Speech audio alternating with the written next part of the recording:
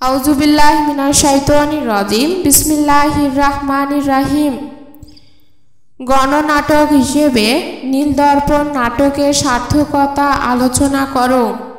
অথবা দীনবন্ধু মিত্রের নীলদর্পণ নাটকটি কি গণনা নাটক? তোমার উত্তরের সপক্ষে যুক্তিসমূহ তুলে ধরো। অথবা নীলদর্পণ নাটকটি গণনাটকের সূতিকাগার মন্তব্যটি বিশ্লেষণ করো। ভূমিকা। বাংলা ভাষা ও সাহিত্যে দীনবন্ধু মিত্র এক বিরল প্রৌঢ়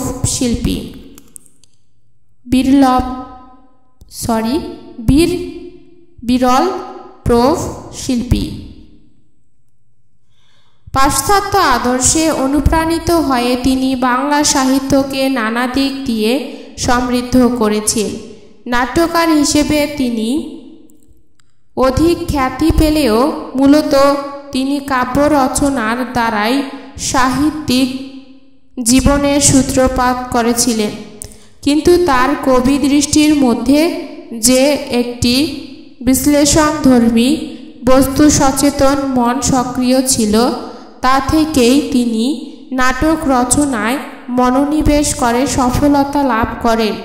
নীলদর্পণ নাটকটি তার কালজয়ী সৃষ্টি।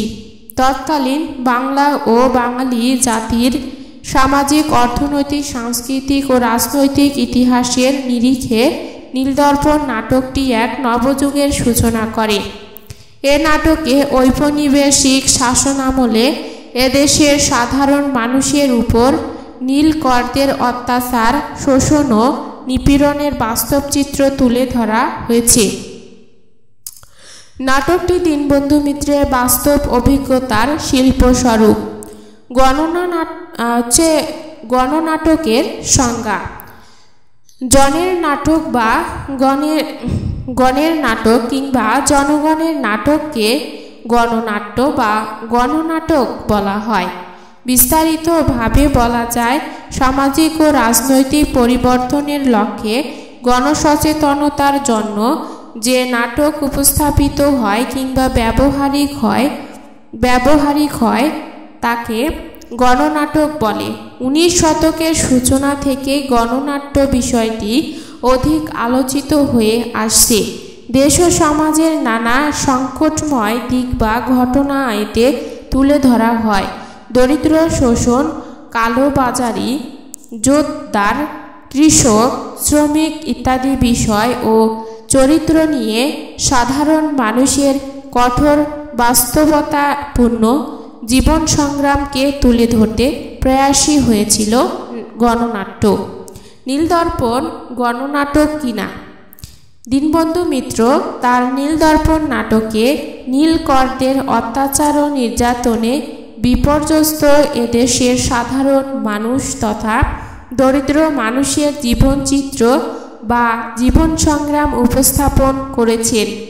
এ নাটকটি তৎকালীন বাংলাদেশের বিভিন্ন শ্রেণী পেশার মানুষের মান প্রভাব বিস্তার করতে সক্ষম হয়েছিল। কারণ দেশের এসব সাধারণ মানুষ এবং মাধ্যমেই নাটকের সঙ্গে যুক্ত হয়েছিল। তাই বলা যায় নীলদর্পণ নাটকটি একটি গণনাটক। অনেক সাহিত্য সমালোচক এ নাটকটিকে গণনাটকের সূতিকাগার হিসেবে আখ্যায়িত করেছেন। গণনাটক হিসেবে নীলদর্পণের সার্থকতা। জীবনমুখী শিল্পী দীনবন্ধু মিত্রের অমর সৃষ্টি নীলদর্পণ। এ নাটকের ভিত্তি ছিল সমসাময়িক ইংরেজ নীলকরদের দৌরাত্ম্য, অত্যাচার এবং এদেশের সাধারণ মানুষের জীবন প্রবাহ। একথা সত্য যে দীনবন্ধু মিত্র বাংলাদেশের তৎকালীন অর্থনৈতিক অবিচারকে দূর করার জন্য এই নীলদর্পণ নাটক রচনা করেছিলেন। প্রধানত দুটি পারিবারিক জীবন অবলম্বন করে এ নাটকের কাহিনী রূপ লাভ করেছে। তবে এ কাহিনীর মাধ্যমে সে সময়ের অত্যাচারিত মানুষের করুণ আর্তনাদ ধ্বনিত হয়েছে। রাসায়নিক নীল আবিষ্কৃত হবার পূর্বে উদ্ভিজ নীল দ্বারাই রঙের কাজ চালাতো। বাংলাদেশের জমি এই নীল চাষের উপযোগী ছিল বলে ইস্ট ইন্ডিয়া কোম্পানি প্রথমে বাংলার কৃষকদের সহায়তায় নীল চাষ করতে শুরু করে। ক্রমে তা ব্যাপক আকারে শুরু হয়। কৃষকদের দাদন দিয়ে জোর করে নীল চাষ করা আরম্ভ করে এবং এক সময় তাদের অত্যাচারের মাত্রা ছাড়িয়ে যায়। এমনই পটভূমিতে দীনবন্ধু মিত্র এ নাটকটি রচনা করেন। ডাক বিভাগ কাজের সূত্রে তিনি দেশের বিভিন্ন স্থানে ভ্রমণের সুযোগ পান এবং স্বচক্ষে নীলকরদের অত্যাচার এবং বাঙালি চাষিদের দুরবস্থার চিত্র আলোকন করেন। নীলদর্পণ নাটকের মধ্য দিয়ে তিনি শোষক ইংরেজদের মুখোশ উন্মোচনের প্রয়াস পান। নীলদর্পণ নাটকের ঘটনাটির স্থান সরপুর নামের বাংলাদেশের একটি গ্রাম। গোলাক বসুর পরিবার এবং সাধুচরণের পরিবারের কাহিনী এখানে প্রাধান্য পেয়েছে। পরিবার দুটির উপর নীলকরদের নির্মম অত্যাচার নেমে আসার চিত্র এ নাটকে উঠে এসেছে। গোলকচন্দ্র বসু একজন অবস্থাসম্পন্ন গৃহস্থ, 60 থেকে 70 বিঘা জমির মালিক। অপরদিকে সাধুচরণ ও রায়চরণ কৃষক শ্রেণীর লোক। গোলক বসুর বড় ছেলে নবীন মাধব এবং ছোট ছেলে বিন্দু মাধব। নবীন মাধব বাড়ি থেকে বিষয়কর্ম দেখাশোনা করে আর বিন্দু মাধব কলকাতায় থেকে কলেজে পড়ে। শৈলেন্দ্রী ও সরলতা দুজন পুত্রবধূ নিয়ে গোলক বসুর স্ত্রী সাবিত্রী সুখেই দিন কাটায়। কিন্তু নীল চাষ শুরু হবার পর তাদের সুখের দিন আর থাকে না। প্রায় সমস্ত চাষের জমিতে নীল চাষ করতে বাধ্য হওয়ায় তাদের অন্ন বস্ত্রের সংস্থান বন্ধ হবার উপক্রম হয়। অপরদিকে সাধুচর ও রায়চরণের জীবনের দুর্যোগ ঘনিয়ে আসে। রায়চরণের মেয়ে ক্ষেত্রমণি সন্তান সম্ভবা হয়ে বাবার বাড়ি থাকে। একদিন অত্যাচারী নীল সাহেব পিপি রোগ তার উপর লোলুপ দৃষ্টি দেয় এবং পিয়াদা ও পদিময় রানীর সহায়তায় তার কুঠিতে ধরে নিয়ে শ্লীলতাহানির চেষ্টা করে।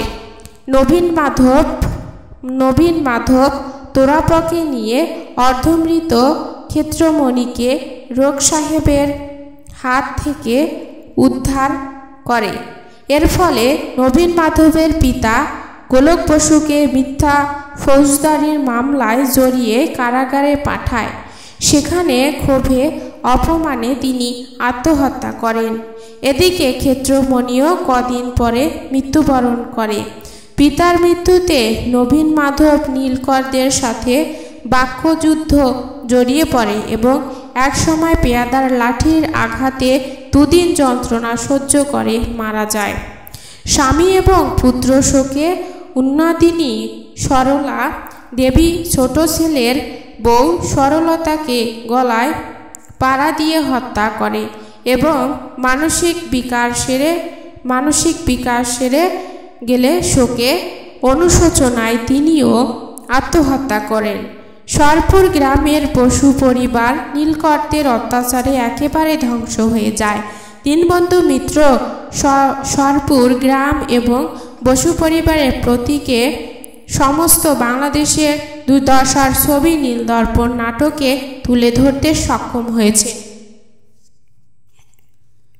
কাহিনী বিচারে বলা যায়, নীলদর্পণ নাটকটিতে তৎকালীন সাধারণ মানুষের দুঃখ বেদনা,